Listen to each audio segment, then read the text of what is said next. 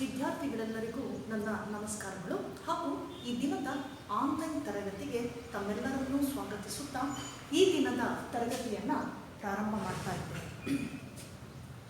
In last class we discussed about and we start the new chapter, that is strategies for enhancement in food production.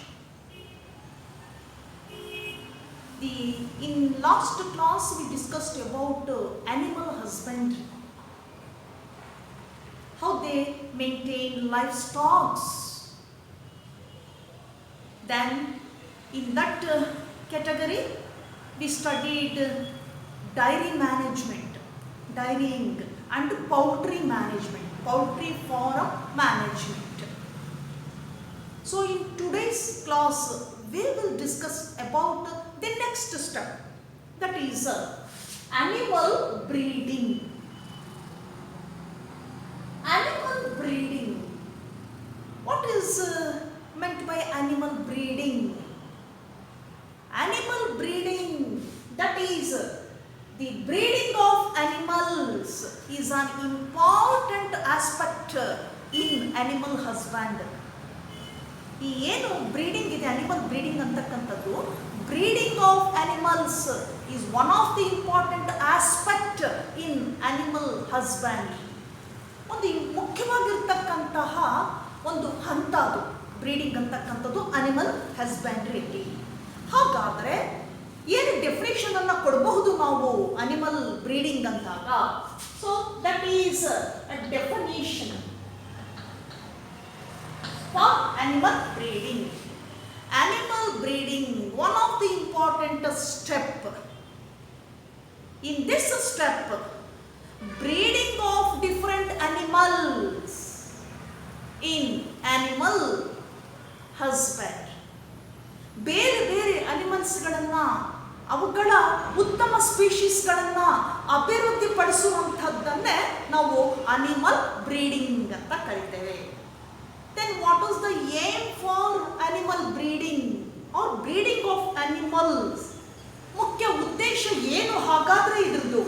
ಯಾವ ಉದ್ದೇಶಕ್ಕಾಗಿ ಈ ಒಂದು ಸ್ಟೆಪ್ಪನ್ನು ವಿವಿಧ ಪ್ರಾಣಿಗಳಲ್ಲಿ ನಾವು ಅನುಸರಿಸ್ತಾ ಇದ್ದೇವೆ?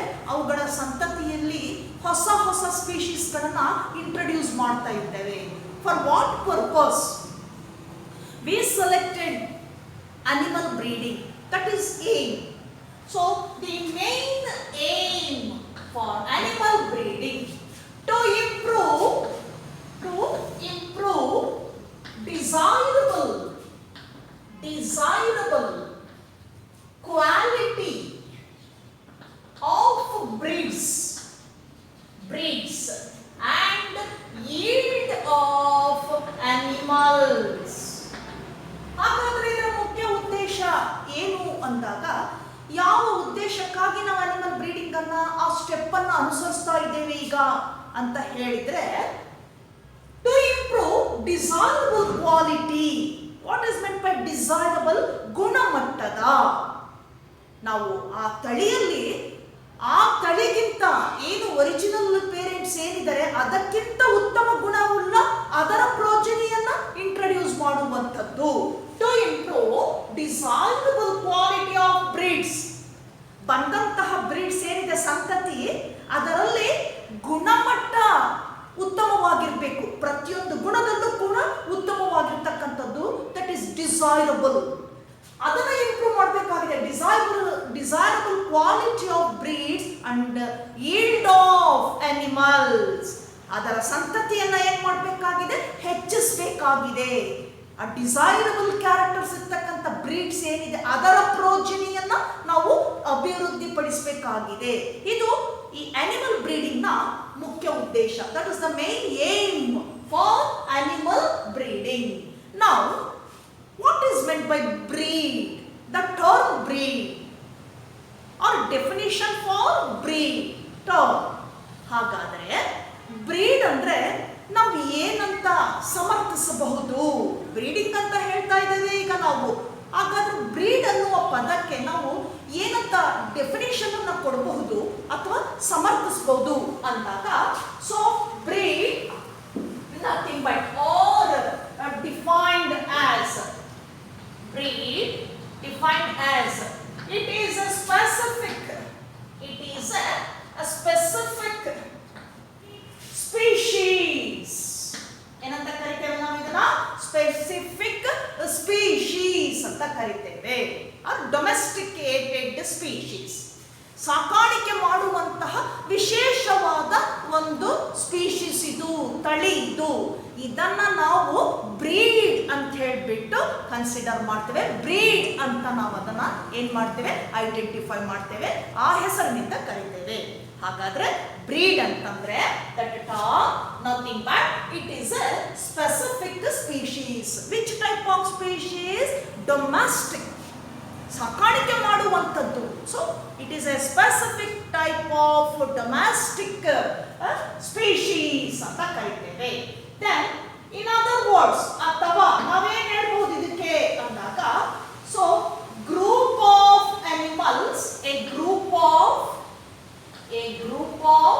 animals related by some descent and similar in most characters. ಮತ್ತೊಂದು ಅರ್ಥದಲ್ಲಿ ನಾವು ಬ್ರೀಡ್ ಅನ್ನ ಏನಂತ ಸಮರ್ಥಿಸಬಹುದು ಅಂದಾಗ a group of animals related by descent and similar in most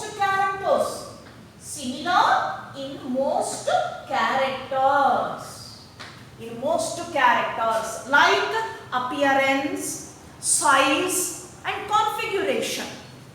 ನೋಡಿ ಮತ್ತೊಂದು ಅರ್ಥದಲ್ಲಿ ಏನು ಒಂದು ಸಮೂಹ ಇದೆ ಪ್ರಾಣಿಗಳ ಸಮೂಹ ಎಸ್ಪೆಷಲಿ ನಾವು ಬ್ರೀಡ್ ಅನ್ನ ಈ ಟೆಕ್ನಿಕ್ ಅನ್ನ ಈ ಸ್ಟೆಪ್ ಅನ್ನ ಫಾಲೋ ಮಾಡ್ತಕ್ಕಂಥದ್ದು ಡೊಮೆಸ್ಟಿಕ್ ಅನಿಮಲ್ಸ್ ಅಲ್ಲಿ ಸಾಕಾಣಿಕೆ ಮಾಡುವಂತ ಪ್ರಾಣಿಗಳಲ್ಲಿ ಈ ಒಂದು ಸ್ಟೆಪ್ ಅನ್ನ ನಾವಿಲ್ಲಿ ಫಾಲೋ ಮಾಡ್ತಾ ಇದ್ದೀವಿ ಈ ಫಾಲೋ ಮಾಡ್ಬೇಕಾದ್ರೆ ಏನಾಗ್ತದೆ ನಮ್ಮ ಉದ್ದೇಶ ಇಲ್ಲೇನು ಈ ಟೆಕ್ನಿಕ್ ನ ಒಂದು ಉದ್ದೇಶ ಏನು ಅಂದ್ರೆ ಈ ಸ್ಟೆಪ್ ಇಂಪ್ರೂವ್ ಮಾಡುವಂಥದ್ದು ಡಿಸೈರಬಲ್ ಗುಣಮಟ್ಟವನ್ನ ಆ ತಳಿಯಲ್ಲಿ ಅಭಿವೃದ್ಧಿಪಡಿಸುವಂಥದ್ದು ಇದು ಮುಖ್ಯ ಉದ್ದೇಶ ಆಗಿರ್ತಕ್ಕಂಥದ್ದು ಹಾಗಾದ್ರೆ ಬ್ರೀಡ್ ಅಂದಾಗ ನಾವಲ್ಲಿ ಅರ್ಥ ಕೊಡಬಹುದಾಗಿದೆ it is a specific species domestic species ಅಂತ ಹೇಳ್ತೇವೆ ಮತ್ತೊಂದು ಅರ್ಥದಲ್ಲಿ ತಗೊಂಡಾಗ group of animals related by descent and similar in most character ಹಲವಾರು ಗುಣಗಳಲ್ಲಿ ಆ ಬ್ರೀಡ್ಸ್ ಏನಾಗಿದೆ ಒಂದು ಮತ್ತೊಂದರಲ್ಲಿ ಏನಾಗಿದೆ ಸಿಮಿಲಾರಿಟಿಯನ್ನು ನೋಡ್ತೇವೆ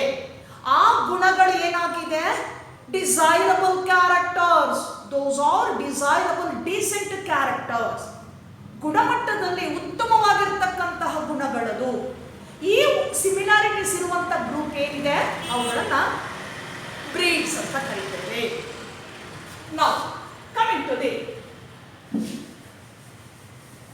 ಟೈಪ್ ಆಫ್ ಬ್ರೀಡ್ಸ್ ಹಾಗೆ ಬರೋಣ ನಾವು ಎಷ್ಟು ಟೈಪ್ಸ್ ಇದೆ ಬ್ರೀಡ್ಸ್ ಅಲ್ಲಿ ಅಂದಾಗ types of breeds that is types of breeding animal breeding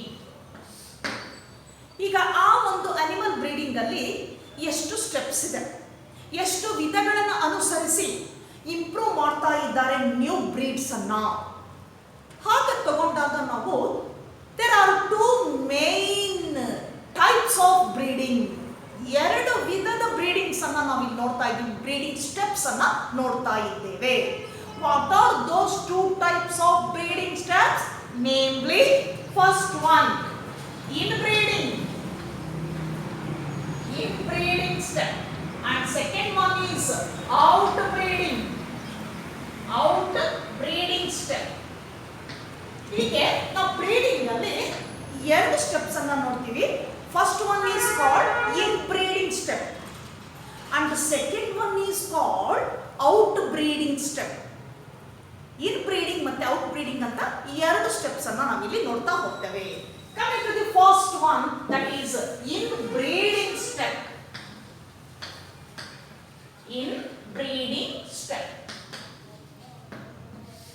So what is meant by inbreeding? That is, in this step, when we cross between two related individuals,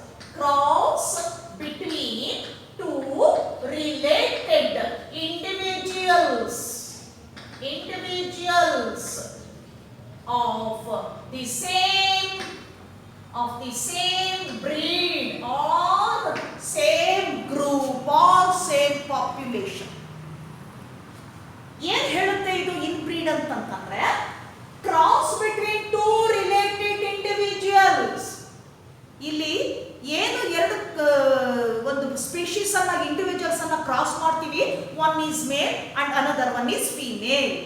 ಈ male ಮತ್ತೆ female individuals ಏನಿದೆ ಇವೆರಡೂ ಕೂಡ related species, ಇವು related individuals. ಯಾಕೆ? ಒಂದೇ ಗ್ರೂಪಿನಿಂದ select ಮಾಡಿರುವಂಥದ್ದು. Cross between two related individuals of the same breed or same group.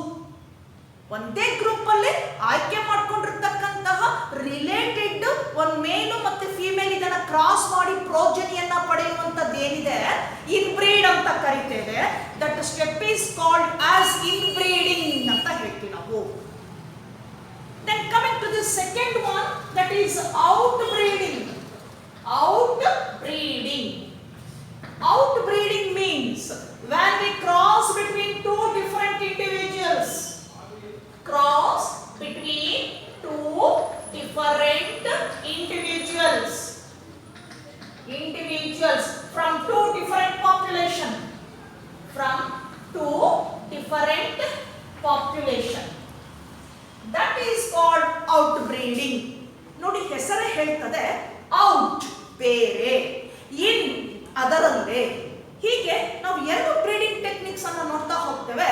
One is inbreeding step and another one is outbreeding step. Inbreeding means when we cross between two individuals, related individuals of the same breed or same species, same group. That is inbreeding type. What is meant by outbreeding? When we cross between two different individuals from different population.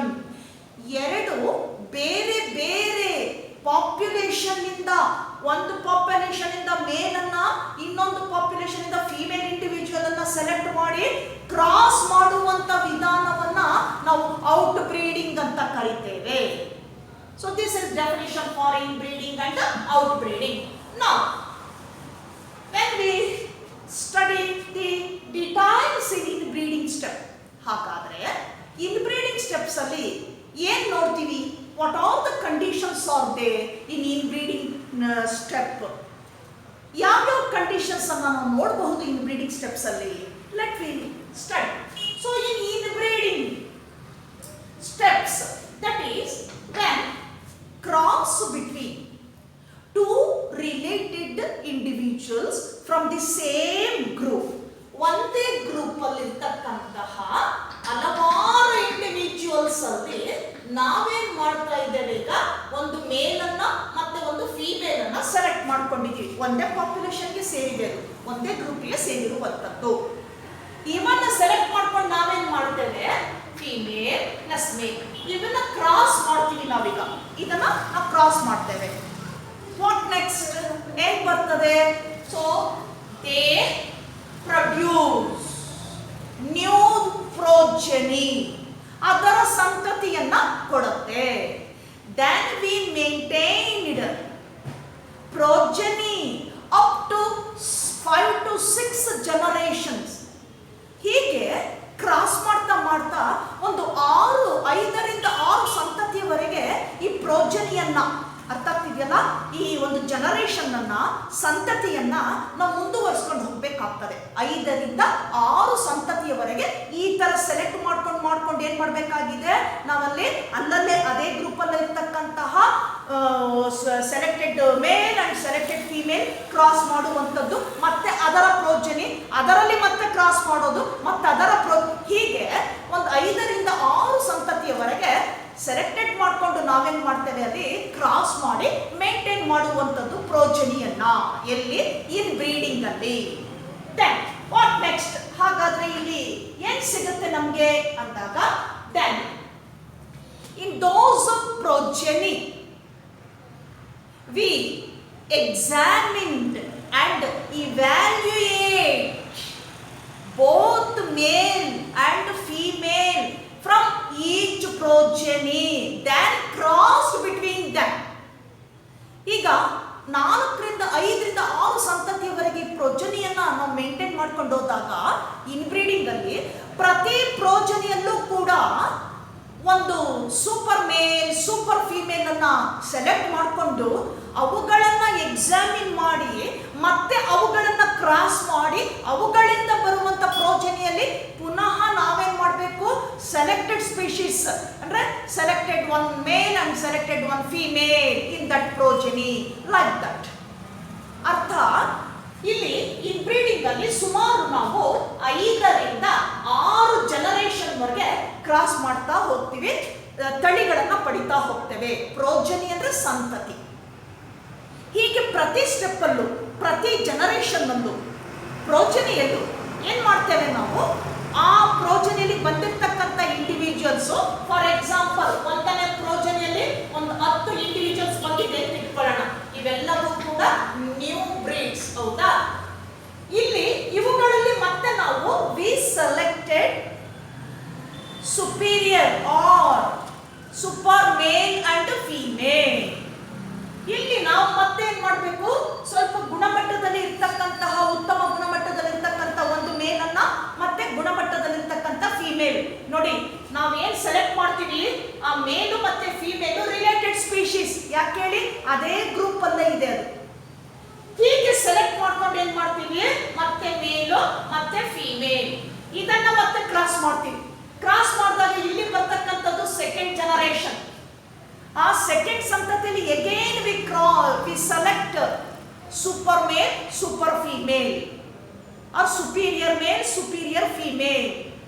Then examined and evaluate, ಅವುಗಳನ್ನ ನಾವೇನ್ ಮಾಡಬೇಕಾಗಿದೆ, ಪರೀಕ್ಷಿಸಿ ಆ ನಂತರ select ಮಾಡಿಕೊಂಡು ಮತ್ತೆ ಪ್ರೋಜನಿಯನ್ನ continue ಮಾಡುವಂಥದ್ದು.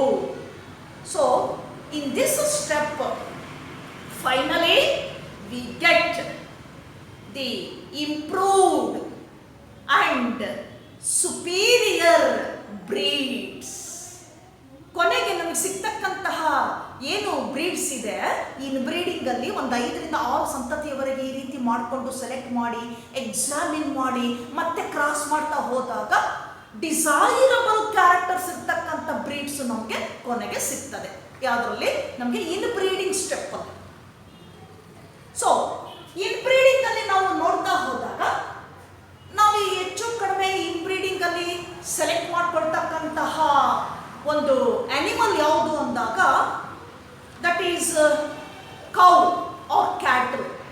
ಹಸುಗಳನ್ನು ನಾವು ಹೆಚ್ಚಾಗಿ ಸೆಲೆಕ್ಟ್ ಮಾಡ್ಕೊಳ್ತೀವಿ ಇನ್ ಬ್ರೀಡಿಂಗ್ ಇದರಲ್ಲಿ, domestic animal. So that cow or cattle crossed with bull. So select one super cow from one generation and super bull from one generation, then crossed between them. ಈ ರೀತಿ cross ಮಾಡಿ ಇನ್ breeding ಅಲ್ಲೇ ಕೊನೆಯಲ್ಲಿ ಒಂದು 6 ಸಂತತಿ ಆದ ಮೇಲೆ ಅದರಲ್ಲೇ ಅತ್ಯುತ್ತಮ ಗುಣಗಳುಳ್ಳ ಬ್ರೀಡ್ಸ್ ಅನ್ನ ನಾವೇನ್ ಮಾಡ್ತೀವಿ, ಇಲ್ಲಿ ಇಂಪ್ರೂವ್ ಮಾಡ್ತೇವೆ. So we improved desirable characterised breeds from inbreeding step. So inbreeding ಏನು ನೋಡ್ತೀವಿ ನಾವಿಲ್ಲಿ, this inbreeding step increases homozygosity. ಈ ಸ್ಟೆಪ್ ನಮ್ಗೆ ಏನು ಕೊಡುತ್ತಪ್ಪ ಮುಂದೆ ಅಂದ್ರೆ, we can see that condition is known as homozygosity. So homozygosity, what is meant by homozygosity? Homo means similar, zygosity. So in that animal or organism, gene has similar alleles or recessive alleles. ನೋಡಿ, homo ಅಂದ್ರೆ identical, similar ಅಂತ ಕರಿತೀವಿ. ಝೈಗೋಸಿಟಿ condition. ಏನಾಗಿರುತ್ತೆ ಆ bread ಅಲ್ಲಿ, gene ನಲ್ಲಿ similar ಇರುತ್ತದೆ. ಯಾವುದು? ಅಲೀಲ್ಸ್. ಆ ಅಲೀಲ್ಸ್ ಅನ್ನ ನಾವು ಫ್ಯಾಕ್ಟರ್ಸ್ ಅಂತ ಕರಿತೀವಿ. ಜೆನೆಟಿಕ್ಸ್ ಅಲ್ಲಿ ಸ್ಟಡಿ ಮಾಡಿದ್ದೇವೆ. So Mendel first cross, that is monohybrid cross and dihybrid cross. Each gene has two factors, nothing but alleles. So two alleles are expressed contrasting characters. So we know that, and we already studied in genetics. Genetics ಅಲ್ಲಿ ನಾವು study ಮಾಡಿದ್ವಿ ಅಲ್ವಾ. So ಒಂದು gene ಏನಿದೆ, that gene responsible for the expression of one character. ಒಂದು ಗುಣವನ್ನ ತೋರಿಸುವ ಒಂದು ಸಾಮರ್ಥ್ಯ ಯಾವುದಕ್ಕಿದೆ, ಕಂಟ್ರೋಲ್ ಮಾಡುವಂತ ಸಾಮರ್ಥ್ಯ ಯಾವುದಕ್ಕಿದೆ, ಒಂದು ಜೀನಿಗಿದೆ. ಆ ಜೀನಿಗೆ ಆ ಎಕ್ಸ್ಪ್ರೆಸ್ ಮಾಡತಕ್ಕಂಥ ಫ್ಯಾಕ್ಟರ್ಸ್ ಯಾವುದು, ಅಲೀಲ್ಸ್. ಅದು ಎರಡು ಅಲೀಲ್ಸ್ ಇರುತ್ತೆ. ಈ ಎರಡು ಅಲೀಲ್ಸ್ ಅನ್ನ ನಾವು ಏನಂತ ಹೇಳ್ತೇವೆ, ಫ್ಯಾಕ್ಟರ್ಸ್ ಅಂತಲೂ ಕೂಡ ಕರಿತೀವಿ. ಹೌದಾ? ಹಾಗಾದ್ರೆ ಹೋಮೋಜೈಗಾಸಿಟಿನಲ್ಲಿ ಏನಾಗ್ತದೆ, so alleles, gene has similar alleles or recessive alleles. ಒಂದೇ ರೀತಿಯ ಸಾಮಾನ್ಯವಾಗಿ ಎರಡು ಅಲೀಲು ಕೂಡ ಕಾಂಟ್ರಾಸ್ಟಿಂಗ್ ಆಗಿರ್ತದೆ. ಹೌದಾ? ಈಗ ಒಂದು ಕ್ಯಾರೆಕ್ಟರ್ ಇದೆ ಅಂತಂದ್ರೆ ನಾವು ಜೆನೆಟಿಕ್ಸ್ ಅಲ್ಲಿ ಸ್ಟಡಿ ಮಾಡಿದ್ವಿ, ಹೈಟ್ ಆಫ್ ದಿ ಸ್ಟೆಮ್, ಕಾಂಡದ ಎತ್ತರ ಅಂದಾಗ that character controlled by a gene. ಆ ಜೀನ್ ಕ್ಯಾರೆಕ್ಟರ್ ನ ಕಂಟ್ರೋಲ್ ಮಾಡ್ತದೆ. That character includes two contrasting characters or traits. ಆ ಒಂದು ಗುಣಕ್ಕೆ ಪರ್ಯಾಯವಾಗಿ ಎರಡನ್ನ ನೋಡ್ತೇವೆ, that is tall and dwarf, ಎತ್ತರ ಮತ್ತೆ ಕುಳ್ಳು. So these two are contrasting characters controlled by two gene alleles in a gene. ಈ ಎರಡು ಅಲೀಲ್ಸ್ ಕಾಂಟ್ರಾಸ್ಟಿಂಗ್ ಕ್ಯಾರೆಕ್ಟರ್ಸ್ ಅನ್ನ ಎಕ್ಸ್ಪ್ರೆಸ್ ಮಾಡ್ತದೆ ಒಂದು ಜೀನಿನಲ್ಲಿ. ಆದರೆ ಹೋಮೋಜೈಗಾಸಿಟಿನಲ್ಲಿ ಏನಾಗ್ತದೆ, ಜೀನ್ನಲ್ಲಿ ಇರ್ತಕ್ಕಂಥ ಎರಡು ಅಲೀಲ್ಸ್ಗಳು ಕೂಡ ಐಡೆಂಟಿಕಲ್ ಆಗಿದೆ, ಒಂದನ್ನೇ ಎಕ್ಸ್ಪ್ರೆಸ್ ಮಾಡ್ತದೆ. ರಿಸೆಸಿವ್ ಕಂಡೀಷನ್ ಅಲ್ಲಿದೆ. Such a condition in an organism that is followed by this inbreeding step, that condition is said to be homozygosity. ಅಂತ ಕಂಡೀಷನ್ ಅನ್ನ ನಾವು ಹೋಮೋಜೈಗಾಸಿಟಿ ಅಂತ ಕರಿತೇವೆ. ನಾವು definition for homozygosity. So homozygosity nothing but increase chances of offspring being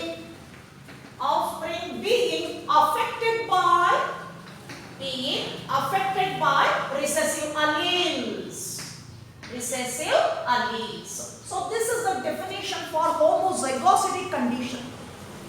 ನಾವು ಏನಂತ ಸಮರ್ಥನೆ ಮಾಡಬಹುದು ಅದನ್ನ ಅಂದಾಗ, this homozygosity condition increase the chances of offsprings, ಬರುವಂತ ತಳಿಗಳಲ್ಲಿ ಏನು ಅವಕಾಶಗಳು ಹೆಚ್ಚಾಗ್ತದೆ ಅಂದರೆ being affected by recessive alleles. ಬಹುತೇಕ ಜೀನ್ಗಳಲ್ಲಿ ಈ ಒಂದು ಸಿಮಿಲರ್ ಅಲೀಲ್ಸ್ ಅನ್ನ ನೋಡ್ತೇವೆ, ನಾವು ರಿಸೆಸಿವ್ ಅಲೀಲ್ಸ್ ಅನ್ನ ನೋಡ್ತೇವೆ. ಎರಡು ಅಲೀಲುಗಳು ಕೂಡ ಒಂದೇ ಕ್ಯಾರೆಕ್ಟರ್ ಅನ್ನ ಏನ್ ಮಾಡುತ್ತೆ, ಅದು ಸಪೋರ್ಟ್ ಮಾಡ್ತದೆ. ಇಂಥ ಹೋಮೋಜೈಗೋಸಿಟಿ ಕಂಡೀಷನ್ ಅನ್ನ ನಾವು ಈ ಇನ್ಬ್ರೀಡಿಂಗ್ ಸ್ಟೆಪ್ ಅಲ್ಲಿ ನೋಡ್ತಾ ಹೋಗ್ತೇವೆ, ಹೋಮೋಜೈಗೋಸಿಟಿ. ದೆನ್ ಏನು ಬೆನಿಫಿಟ್ಸ್ ಇದೆ ಹಾಗಾದರೆ ಇನ್ಬ್ರೀಡಿಂಗ್ ಅಲ್ಲಿ? What are the advantages or there are inbreeding technique or inbreeding step?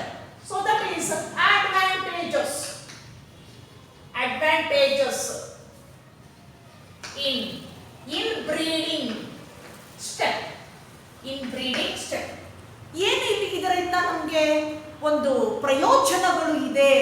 Domestic animal ಅನ್ನ ಕೆಲವನ್ನ ಸೆಲೆಕ್ಟ್ ಮಾಡ್ಕೊಂಡಿದ್ದೀವಿ, ಬಹುತೇಕ ನಾವು ಸೆಲೆಕ್ಟ್ ಮಾಡ್ಕೊಳ್ತಕ್ಕಂಥದ್ದು ಅಂದ್ರೆ the best example for this technique we used domestic animal, that is cow. ಇಲ್ಲೇನಾಗ್ತದೆ, ಏನು ಅಡ್ವಾಂಟೇಜಸ್ ಇದೆ ಅಂದಾಗ, number 1 maintain inbreeding, maintain pure lines, very important, pure lines. Then second one, it exposes recessive genes. And third one, it helps to identify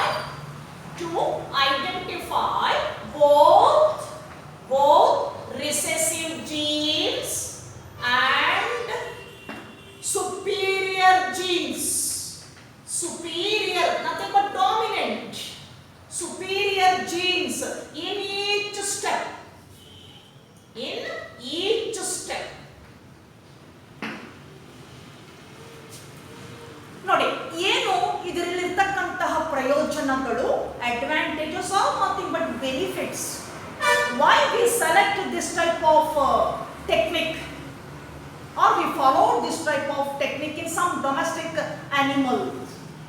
ಯಾಕೆ ನಾವು ಇದನ್ನ follow ಮಾಡ್ತಾ ಇದ್ದೀವಿ ಅಂದಾಗ ಇದರಲ್ಲಿ ಕೂಡ ಕೆಲವು ಪ್ರಯೋಜನಗಳಿದೆ.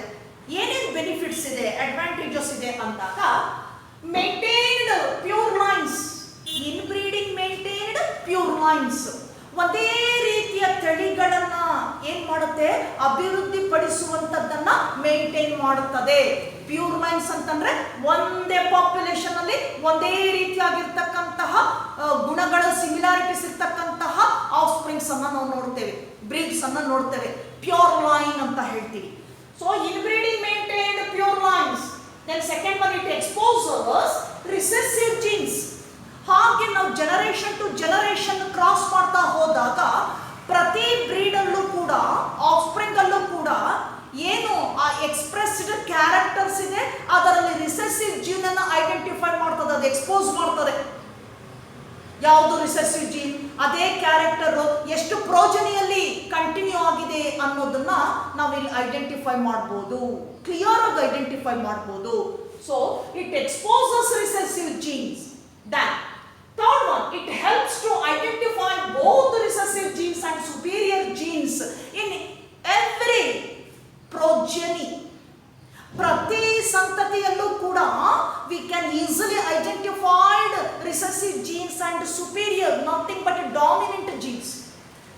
ಪ್ರತಿ ಸಂತತಿಯಲ್ಲೂ ಕೂಡ ನಾವು ಗುಣಮಟ್ಟದ, ಸುಪೀರಿಯರ್, ಡಾಮಿನೆಂಟ್, ಹಾಗೇನೆ ರಿಸೆಸಿವ್, ಅದಕ್ಕೆ ಏನಾಗಿದೆ ಅದು ಆಪೋಸಿಟ್ ಆಗಿರ್ತಕ್ಕಂಥ ಜೀನ್ಸ್, ಎರಡೂ ಕೂಡ ಸಂತತಿಗಳಲ್ಲಿ ನಾವು ಕ್ಲಿಯರ್ ಆಗಿ ಏನ್ ಮಾಡಬಹುದು, ಆ ಬ್ರೀಡ್ಸ್ ಅಲ್ಲಿ ಐಡೆಂಟಿಫೈ ಮಾಡಬಹುದು. So this is another advantage inbreeding technique, inbreeding step. So these are main advantages or benefits inbreeding steps. Then what is the disadvantage inbreeding step? ಹಾಗಾದರೆ ಇದರಲ್ಲಿ ಏನು ನಮಗೆ disadvantage ಅನ್ನ ಕಂಡುಕೊಳ್ತೀವಿ, ನೋಡ್ತೀವಿ ಇನ್ breeding step ಅಲ್ಲಿ ಅಂದಾಗ, so that is disadvantage of in breeding step. ಏನು disadvantage ನೋಡ್ತೀವಿ ನಾವು ಇದರಲ್ಲಿ ಅಂದಾಗ, inbreeding causes, that is inbreeding depression.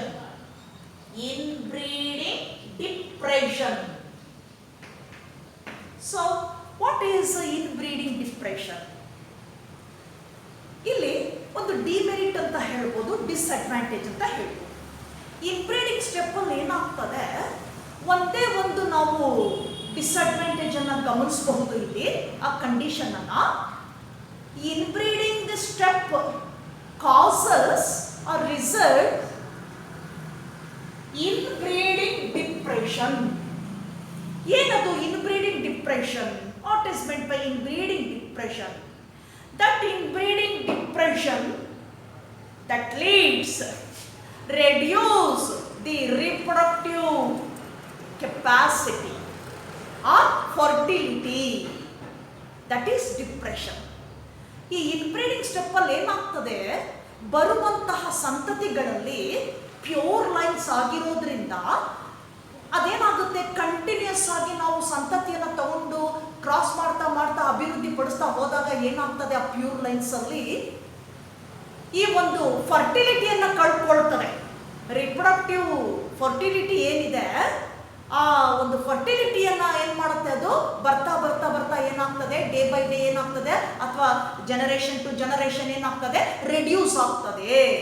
Reduced fertility from progeny to progeny or generation to generation ಕ್ಷೀಣಿಸ್ತಾ ಬರ್ತದೆ.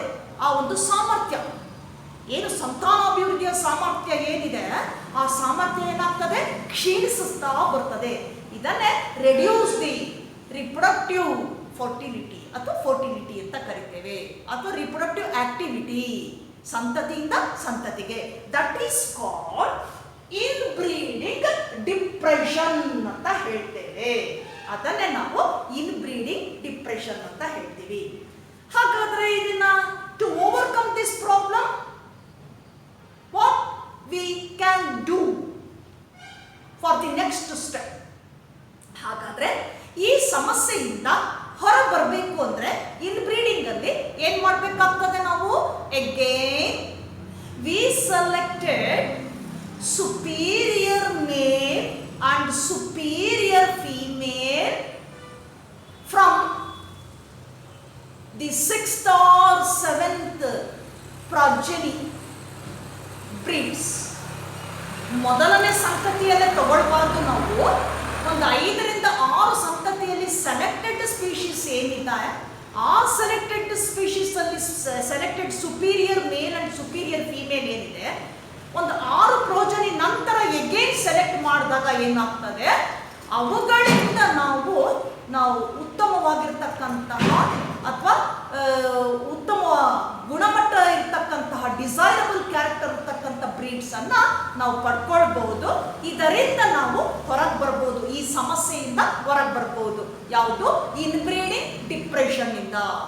To overcome this problem ಏನು ಮಾಡಬೇಕಾಗ್ತದೆ? We again selected superior male and superior female in a different progeny. So this is the brief summary of inbreeding step. Then coming to the second one, that is outbreeding. Outbreeding step. ನಾವು 2 steps ಅಲ್ಲಿ breeding ಅಲ್ಲಿ, animal breeding ಅಲ್ಲಿ ಇರ್ತಕ್ಕಂಥ 2 ವಿಧಾನಗಳಲ್ಲಿ ಮೊದಲನೇದನ್ನ study ಮಾಡ್ತಾ ಹೋದ್ವಿ.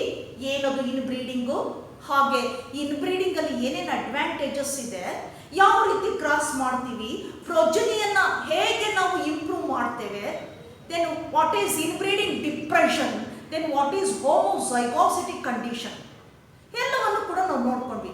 ಈಗ ಎರಡನೇದಕ್ಕೆ ಬರೋಣ. That is outbreeding step ಅಂತ ಕರೀತೇವೆ.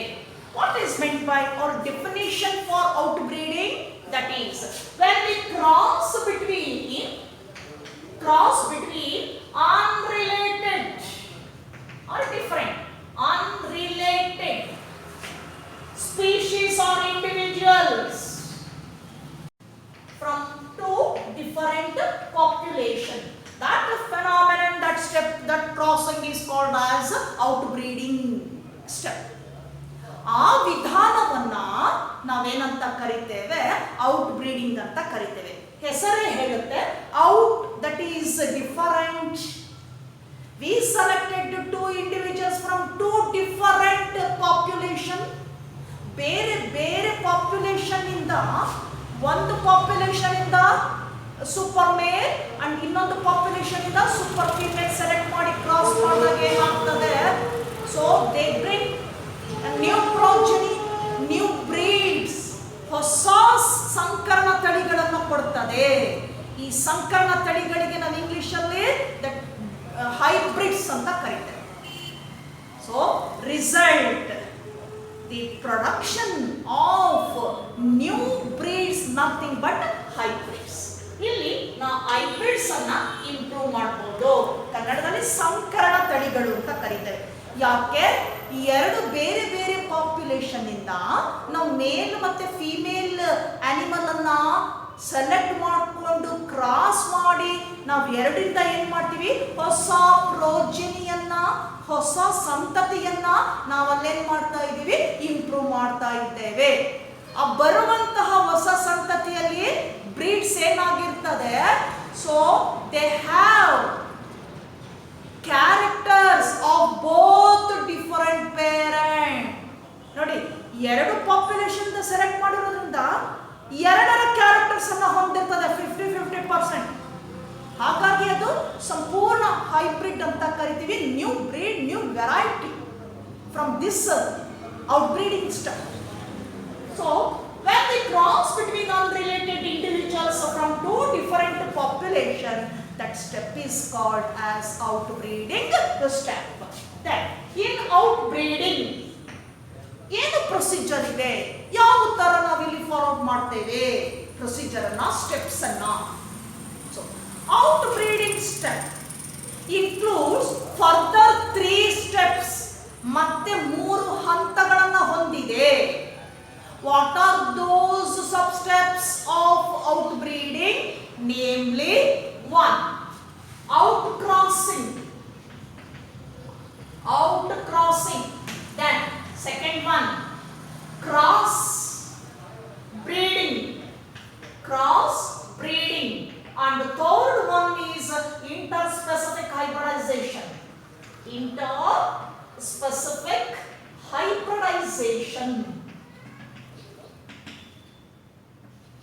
So these are the further steps we can see in outbreeding step. ಇದರಲ್ಲಿ ಮತ್ತೆ 3 ಸ್ಟೆಪ್ಸ್ ಅನ್ನು ನಾವು ಫಾಲೋ ಅಪ್ ಮಾಡ್ತೇವೆ. 3 ಸ್ಟೆಪ್ಸ್ ಅಲ್ಲಿ ಒಂದು outcrossing, second one cross breeding and third one interspecific hybridization. Now coming to the first step, that is out crossing. First one is out crossing. So out crossing means when we cross between two individuals of same breed. That means ನೋಡಿ out crossing ಅಲ್ಲಿ ನಾವೇನ್ ಮಾಡ್ತೇವೆ, ಎರಡು ಬೇರೆ ಬೇರೆ individuals ಅನ್ನ ಬೇರೆ ಬೇರೆ ಪಾಪ್ಯುಲೇಷನ್ ಇಂದ ತಗೊಂಡು ಸೆಲೆಕ್ಟ್ ಮಾಡಿಕೊಂಡು ಕ್ರಾಸ್ ಮಾಡಿದಾಗ ಈ ಹೈಬ್ರಿಡ್ಸ್ ಬ್ರೀಡ್ಸ್ ಬರ್ತದೆ ಅಥವಾ ಆ ಹೈಬ್ರಿಡ್ ಸ್ಪೀಶೀಸ್ ನಮಗೆ ಸಿಗ್ತದೆ, ಸಂಕರಣ ತಳಿಗಳು. ಈಗ ಈ ಸ್ಟೆಪ್ ಅಲ್ಲಿ ಔಟ್ ಕ್ರಾಸಿಂಗ್ ಅಲ್ಲಿ ಏನ್ ಮಾಡ್ತೇವೆ ನಾವು, ಆ ಬಂದಂತಹ ಹೈಬ್ರಿಡ್ಸ್ ಅಲ್ಲೇನೆ ಸೇಮ್ ಗ್ರೂಪ್ ಅಲ್ಲೇನೆ ಸೇಮ್ ಬ್ರೀಡ್ಸ್ ಅಲ್ಲೇನೆ ಅದೇ ಸಂತತಿನಲ್ಲೇ ನಾವೇನ್ ಮಾಡ್ತೇವೆ, we can select 2 individuals, one male and another one female. ಆ ಬ್ರೀಡ್ಸ್ ಅಲ್ಲಿ ಮತ್ತೆ ನಾವು ಒಂದು ಮೇಲ್ ಫಿಮೇಲ್ ಅನ್ನ ತಗೊಂಡು ಏನ್ ಮಾಡ್ತೀವಿ, ಕ್ರಾಸ್ ಮಾಡಿ ಹೊಸ ಪ್ರೋಜನಿಯನ್ನ ಪಡೆಯೋದನ್ನ ನಾವು ಔಟ್ ಕ್ರಾಸಿಂಗ್ ಅಂತ ಕರೀತೇವೆ. So that is the first sub step of outbreeding. When we cross between 2 individuals of the same breed, this is very important, same breed.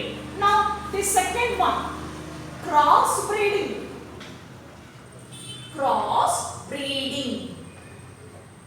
Here in this step, when we cross between two different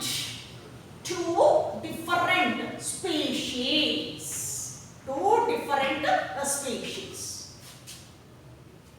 ಇಲ್ಲಿ cross breeding ಅಲ್ಲಿ ನಾವೇನ್ ಮಾಡ್ತಾ ಇದ್ದೀವಿ, ಇಲ್ಲಿ same ಒಂದೇ group ಅಲ್ಲಿ ಇರುವಂತದ್ರಲ್ಲೇ ಆಯ್ಕೆ ಮಾಡ್ಕೊಂಡಿರ್ತಕ್ಕಂಥದ್ದು ಸಂಕರಣ ತಳಿಗಳಲ್ಲಿ. ಇಲ್ಲೇನಾಗ್ತದೆ, ಕ್ರಾಸ್ ಬ್ರೀಡಿಂಗ್ ಅಲ್ಲಿ ಬೇರೆ ಬೇರೆ ಗ್ರೂಪ್ ಇರ್ತಕ್ಕಂಥದ್ದು, ಅದು ಹೈಬ್ರಿಡ್, ಆ ಕಡೆ ಇರ್ತಕ್ಕಂಥದ್ದು ಹೈಬ್ರಿಡ್ ಬ್ರೀಡ್ಸ್. ಹೀಗೆ ಒಂದು ಹೈಬ್ರಿಡ್ ಬ್ರೀಡ್ಸ್ ಏನಿದೆ ಅಲ್ಲಿಂದ ಒಂದು ಮೇಲ್ ಅನ್ನ ಸೆಲೆಕ್ಟ್ ಮಾಡ್ಕೊಳ್ಳುವಂಥದ್ದು, ಮತ್ತೊಂದು ಬ್ರೀಡ್ಸ್ ಏನಿದೆ ಎರಡನೇ ಗುಂಪು ಏನಿದೆ ಅಲ್ಲಿಂದ ಒಂದು ಸೆಲೆಕ್ಟ್ ಮಾಡ್ಕೊಳ್ತಕ್ಕಂಥದ್ದು. ಹಾಗೇನಾಗುತ್ತೆ, ಡಿಫರೆಂಟ್ ಗ್ರೂಪ್ಸ್ ಆಗ್ತದೆ. ಸಂಕರಣ ತಳಿಗಳಲ್ಲೇ 2 ಗ್ರೂಪ್, ಅನೇಕ ಗ್ರೂಪ್ಗಳಲ್ಲಿ ನಾವು ಯಾವುದಾದರೂ 2 ಗ್ರೂಪ್ ಇಂದ ಸೆಲೆಕ್ಟ್ ಮಾಡ್ಕೊಳ್ತಕ್ಕಂಥದ್ದು.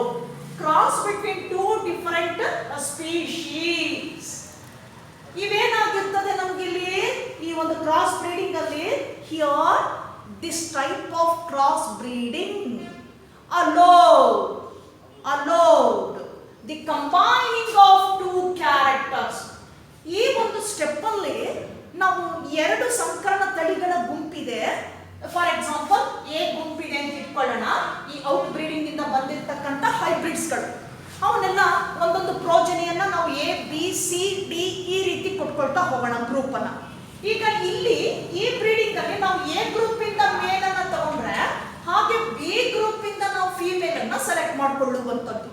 ಹಾಗೇನಾಗ್ತದೆ, ಡಿಫರೆಂಟ್ ಗ್ರೂಪ್ಸ್ ಆಗ್ತದೆ, ಹೌದಾ? So cross between 2 different species. ಯಾಕೆ ಮಾಡುವಂತ ಉದ್ದೇಶ ಏನಿದೆ, this type of cross breeding allows, ಏನನ್ನ ಅದು ಒಳಗೊಂಡಿದೆ, ಏನನ್ನ ತೋರಿಸುತ್ತದು ಅಂದಾಗ, ಕಂಬೈನಿಂಗ್ ಆಫ್ 2 ಡಿಫರೆಂಟ್ ಕ್ಯಾರೆಕ್ಟರ್. ನೋಡಿ, ಈ ಗ್ರೂಪ್ ಇಂದ ಬಂದಿರತಕ್ಕಂತ ಈ ತಳಿಯಲ್ಲಿ 50% ಬೇರೆ ಕ್ಯಾರೆಕ್ಟರ್ಸ್ ಇದೆ, ಗುಣಮಟ್ಟದ ಕ್ಯಾರೆಕ್ಟರ್ಸ್ ಇದಾವೆ, ಗುಣಗಳಿದ್ದಾವೆ. ಹೌದಾ? ಉತ್ತಮ ಗುಣಗಳಿದೆ, ಡಿಸೈರಬಲ್ ಕ್ಯಾರೆಕ್ಟರ್ಸ್ ಇದೆ. ಹಾಗೆ ಈ ಗ್ರೂಪ್ ಅಲ್ಲಿ ಬಂದಿರತಕ್ಕಂತ ಈ ತಳಿಯಲ್ಲಿ ಏನಾಗಿರ್ತದೆ, ಉತ್ತಮ ಗುಣಗಳಿದೆ. ಈಗೇನಾಗುತ್ತೆ, ಎರಡನ್ನು ಕ್ರಾಸ್ ಮಾಡಿದಾಗ ಕಂಬೈನಿಂಗ್ ಆಫ್ ಬೋತ್ ಕ್ಯಾರೆಕ್ಟರ್ಸ್, ಎರಡೂ ಕೂಡ ಸೇರ್ಕೊಳ್ಳುತ್ತೆ. ಸೇರ್ಕೊಂಡು ಏನಾಗ್ತದೆ, that results that is another new breed that is totally different from these two. ಇವೆರಡರ ಸಮ್ಮಿಶ್ರಣದಿಂದ ಏನಾಗ್ತದೆ, ಅದು ಇನ್ನೊಂದು ಉತ್ತಮವಾಗಿರ್ತಕ್ಕಂಥ ಹೈಬ್ರಿಡ್ ಅನ್ನು ಕೊಡ್ತದೆ. ಆ ಹೈಬ್ರಿಡ್ ಏನಿದೆ, ಬ್ರೀಡ್ ಏನಿದೆ, ಇವೆರಡಕ್ಕಿಂತ ಡಿಫರ್ ಆಗಿರ್ತಕ್ಕಂಥದ್ದು. So that is cross breeding. Here one of the most common example in this breeding type, that is the new breed in sheep in Punjab named as Hisar Dale. Hisar Dale. ಈಗ ಈ technique ಅನ್ನು ಅನುಸರಿಸಿಕೊಂಡ್ಬಿಟ್ಟು ಪಂಜಾಬ್ ಅಲ್ಲಿ ಏನ್ ಮಾಡಿದ್ದಾರೆ, ಈ sheep ಅಲ್ಲಿ, ಕುರಿಯಲ್ಲಿ ಒಂದು ಹೊಸ ಹೈಬ್ರಿಡ್ ಸಂಕರಣ ತಳಿಯನ್ನ ಪರಿಚಯಿಸಿದ್ದಾರೆ. ಅದರ ಹೆಸರು ಹಿಸಾರ್ ದಲೆ. ಹಾಗಾದ್ರೆ ಈ ಹಿಸಾರ್ ದಲೆ ಅಂತಕ್ಕಂಥ ಶೀಪ್ ಏನಿದೆ, ಹೈಬ್ರಿಡ್ ಶೀಪ್ ಏನಿದೆ, ಇದು ಯಾವ ಯಾವ ಒಂದು ಇಂಡಿವಿಜುವಲ್ಸ್ ಪೇರೆಂಟ್ಸ್ ಅನ್ನ ಸೆಲೆಕ್ಟ್ ಮಾಡಿಕೊಂಡು ಕ್ರಾಸ್ ಮಾಡಿದ್ರಿಂದ ಬಂದಿದೆ ಅಂದಾಗ, that Hisardale hybrid sheep introduced. So this is from the crossing between two species, different species like Bicanary ewes and Merino rams. So Hisar Dale, the new breed in sheep introduced by Punjab, that state. So Hisar Dale, that breed from the combination of two different parents, one is Bicanary ewes and second one is Merino rams. ಈ ಎರಡು species ಗಳನ್ನ cross ಮಾಡಿದಾಗ ಬಂದಿರತಕ್ಕಂತ ಹೊಸ breed, ಅದನ್ನೇನಂತ ಕರಿತೇವೆ, Hisardale. So one of the good example for this type of step, breeding step, that is cross breeding. ನೆನಪಲ್ಲಿ ಇಟ್ಕೊಳ್ಬೇಕು ನೀವು, ಸಾಕಷ್ಟು ಸಲ ಬೋರ್ಡ್ ಎಕ್ಸಾಮ್ ನಲ್ಲಿ ಕೇಳಿದ್ದಾರೆ ಇದನ್ನ, ಹಿಸಾರ್ ದಲೆ. ಸೊ ಇದರ ಹೆಸರನ್ನ ನೆನಪಿಟ್ಕೊಳ್ಬೇಕು. ಇದು ಒಂದು ಹೈಬ್ರಿಡ್ ವೆರೈಟಿ ಆಫ್ ಶೀಪ್. ಅದು ಯಾವುದರಿಂದ ಇದನ್ನ ಕ್ರಾಸ್ ಮಾಡಿದ್ರಿಂದ ಬಂದಿದೆ, ಇದು ಇಂಟ್ರೊಡ್ಯೂಸ್ ಆಗಿದೆ ಅಂದಾಗ, ಒಂದು ಗ್ರೂಪ್ ಯಾವುದು, Bikaneri ewes and second one is merino ram. ಈ ಎರಡರ ಕ್ರಾಸಿಂಗ್ ಇಂದ ಹೊಸ ಒಂದು ಬ್ರೀಡ್ ಹಿಸಾರ್ ದಲೆ. ಯಾರು ಪರಿಚಯಿಸಿದ್ದ, ಪಂಜಾಬ್ ಅಲ್ಲಿ. So next, that is the third step in outbreeding, that is interspecific hybridization. Interspecific hybridization. So in this step, when cross between male and female from two different related species. ನೋಡಿ, ಮೂರನೇ ಒಂದು step ಅಲ್ಲಿ ಅದನ್ನ ನಾವು inter specific hybridisation ಅಂತ ಕರಿತೇವೆ. ಈ inter specific hybridisation ನಲ್ಲಿ ಯಾವ ತರ ನಾವು ಸ್ಪೀಶೀಸ್ ಅನ್ನ ನಾವಲ್ಲಿ ಪ್ರೋಜನಿಯನ್ನ ಪಡ್ಕೊಳ್ತೀವಿ, ಆ ಕ್ರಾಸಿಂಗ್ ಯಾವ್ಯಾವುದಲ್ಲಿದೆ, in between when we select or cross between male and female from two different related species, ಆ ಒಂದೇ ಗ್ರೂಪ್ ಅಲ್ಲೇ ಏನ್ ಮಾಡ್ತೀವಿ, ನಾವು ಸೆಲೆಕ್ಟ್ ಮಾಡ್ಕೊಳ್ತೀವಿ ಒಂದು ಸೂಪರ್ ಮೇಲ್ ಅಂಡ್ ಇನ್ನೊಂದು ಸೂಪರ್ ಫೀಮೇಲ್ ಅನ್ನ. These two belongs to the same group, ಎರಡು ಒಂದೇ ಗ್ರೂಪಿಗೆ ಸೇರಿದೆ, ಅದರಲ್ಲಿ ಆಯ್ಕೆ ಮಾಡಿಕೊಂಡು ನಾವು ಕ್ರಾಸ್ ಮಾಡುವಂತದ್ದನ್ನೇ ಇನ್ ಬಿಟ್ವೀನ್ ಸ್ಪೆಸಿಫಿಕ್, ನಿರ್ಧಾರಿತವಾಗಿರ್ತಕ್ಕಂಥದ್ದು. So interspecific hybridization. Example for this type of breeding step we followed in the domestic animal, that is mule.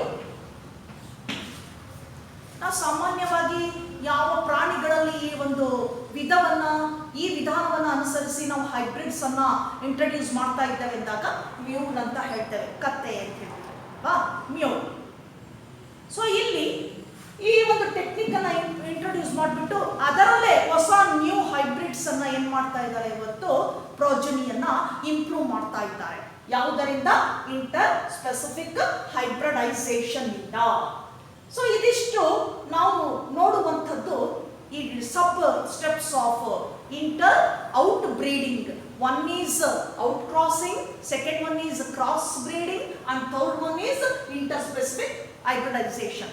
ನೀವು ಎರಡನೇದ್ರಲ್ಲಿ ಒಂದು ಎಕ್ಸಾಂಪಲ್ ಅನ್ನ ಕೊಟ್ಟಿದ್ದಾರೆ given in your textbook, that is cross breeding ಅಲ್ಲಿ that is Hisardale. ಅದನ್ನ ನೀವು ನೆನ್ಪಿಟ್ಕೊಳ್ಬೇಕಾಗ್ತದೆ. That question is repeated in many times in board examination. ಅನೇಕ ಸಲ ಕೇಳಿದ್ದಾರೆ ಅದನ್ನ. ಹಾಗೇನೆ ಇಂಟರ್ ಸ್ಪೆಸಿಫಿಕ್ ಹೈಬ್ರಿಡೈಸೇಷನ್ ಅಲ್ಲಿ give an example for interspecific hybridization, that is mule. ಇದನ್ನು ಕೂಡ ನೀವು ನೆನ್ಪಿಟ್ಕೊಳ್ಬೇಕಾಗ್ತದೆ. Now we move on to the next one, that is control breeding techniques. Control breeding techniques. Control breeding techniques. This technique, control breeding techniques, again includes two techniques. ಈ ಒಂದು ವಿಧಾನ ಏನಿದೆ ಇದರಲ್ಲಿ ಮತ್ತೆ ನಾವು ಎರಡು ವಿಧಾನಗಳನ್ನು ನೋಡ್ತೇವೆ. Control breeding techniques once again includes two steps or two techniques, such as one is artificial insemination, artificial insemination, and the second one is moet. So moet means the expansion of moet, that is multiple ovulation, embryo transfer, that is moet. ನೋಡಿ, next one control breeding technique ಅಲ್ಲಿ ಮತ್ತೆ ಎರಡು techniques ಗಳಿದ್ದಾವೆ, ವಿಧಾನಗಳಿದ್ದಾವೆ.